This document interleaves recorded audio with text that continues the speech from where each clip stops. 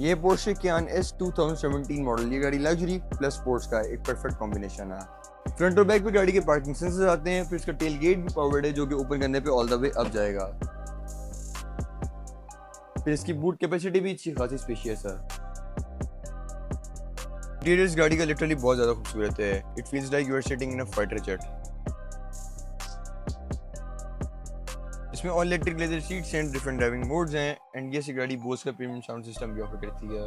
Steering पे इसमें different multimedia controls आते हैं, फिर ये गाड़ी पैडल शिफ्टर्स भी ऑफर करती है एंड इस गाड़ी में एनालॉग क्लॉक भी आती है। एट द सेम गाड़ी पैनोरामिक रूफ भी ऑफर करती है। बैक बेस पे 2 से 3 लोग कंफर्टेबली बैठ सकते हैं। फिर ये गाड़ी रेयर इवेंट्स भी ऑफर करती है एंड इसमें ऑटो प्राइवेसी कर्टन्स भी आते हैं जो कि ओपन करने पे ऑल द वे अब जाएंगे। अगर आपका प्रीमियम टेस्ट है तो ये गाड़ी आपके लिए अवेलेबल है ऑटोजेम्स पे। If you want to buy this car, do visit Autogems at Bahria Town, Islamabad. Thank you for watching.